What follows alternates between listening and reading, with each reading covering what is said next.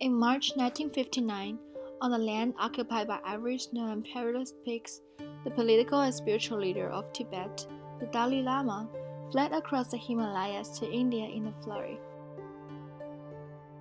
As a critical turning point in modern Tibetan and Chinese history, this escape caused international controversy over Tibetan independence, with distinctive claims made by the Chinese and Tibetans. The entire dispute over Tibet, however, can date back to as early as the Qing dynasty. Later in China, during the tremendous years of 1950s and 1960s, Tibetans initiated fierce revolts against the Chinese authority as the PRC pushed for reforms and labeled as democratic. The People's Republic of China's policies soon incurred public indignation. At the same time, the Central Intelligence Agency supported the revolts, attempting to destabilize the Chinese authority. The Dalai Lama, meanwhile, fought against the Chinese, seeking for political power. The PRC's government attempted to regain control of Tibet and suppress those revolts with military force. This suppression led to several consequences. The Dalai Lama fled to India. The continual power struggles between Tibet and China that limited Chinese success in these goals, and China's changing international relations.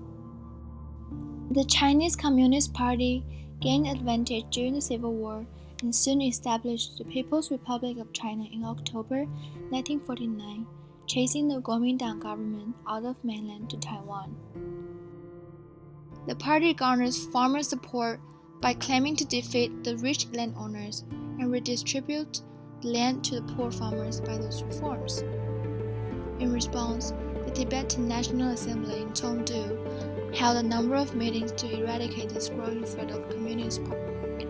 Mao took the throne with the victorious CCP in 1949. He quickly determined his views on the nature of Tibet at the beginning of his reign.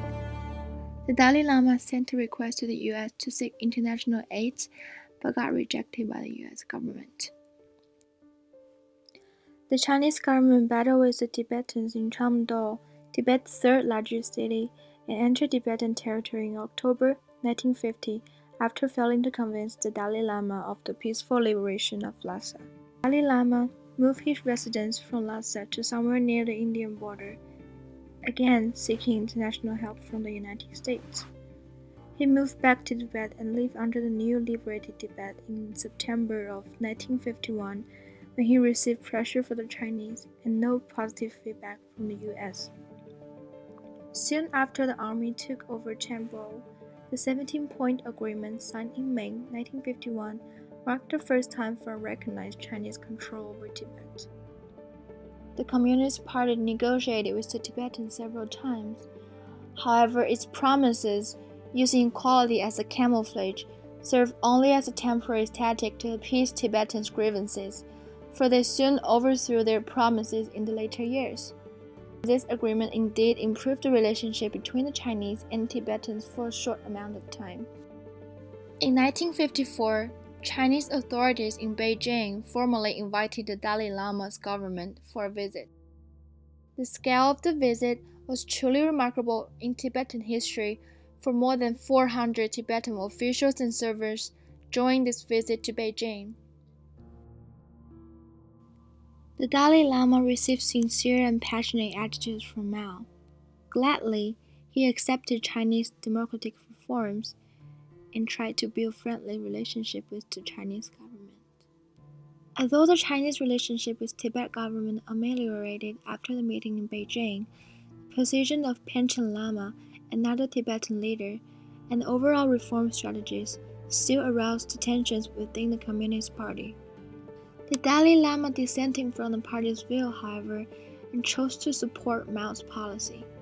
To show his support, he outlawed an organization, Tibetan People's Party, which mainly consisted of anti-communists. The rocketing developments in Beijing left him with favorable impressions. Therefore, he had resolute belief on Mao's reforms. The CIA's interference on Tibet is a covert aid to the revolts. It began in 1959 or shortly after 1956. CIA began to make active contact with the Tibetan government as a chain of rebellions broke out. The CIA soon established training bases in northeastern Nepal to send resistance fighters into Tibet. Besides sending military support for the revolts, the CIA also provided funds to Dalai Lama in transportation and equipment. In 1958, the CIA made a shipment of arms and dropped almost 10 tons of weapons to Campus.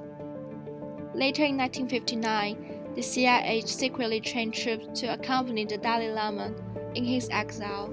By early 1959, the situation in Tibet further deteriorated with its resentment over Chinese reforms. CIA continued to encourage the anti-Chinese sections of the Tibetan government and armed the rebels in Kampa to confront Chinese soldiers. Eventually, in March of 1959, the unrest escalated into a full-scale Tibetan rebellion in Lhasa. Unable to support the revolts or stop the people, the Tibetan government failed to manage the issue.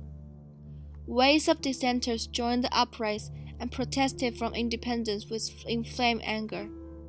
Protesters besieged Norbalinka Palace, where the Dalai Lama lived. They aimed to prevent him from attending a show organized by the Chinese military officials, whom they considered dangerous. This turmoil eventually led to Dalai Lama to secretly flee to the Indian border with the disputed assistance of the CIA. After keeping them on defensive for 10 days, the authorities in Beijing ordered the army to crush rebellions in Lhasa on March 20th. Mass violence ensued in Lhasa, and thousands of Tibetans perished or fled to Nepal and India with Dalai Lama. The Tibetan revolts ended in April 1959. On March 28 in 1959, Beijing officially abolished the Dalai Lama's local government and replaced it with a brand new Chinese government.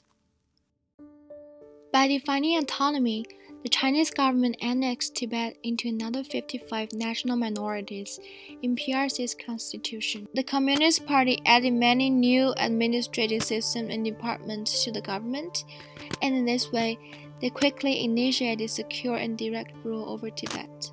No one actually gained victory from the Tibetan rebellions. The Chinese government did not realize its dream of socializing Tibet, nor did the Tibetan people achieve their true independence from the revolts. Even though the US manipulated behind the scenes, it did not fully accomplish the goal of a free Tibet. Like every war, innocent people suffering the Game of Thrones were the truly biggest victims.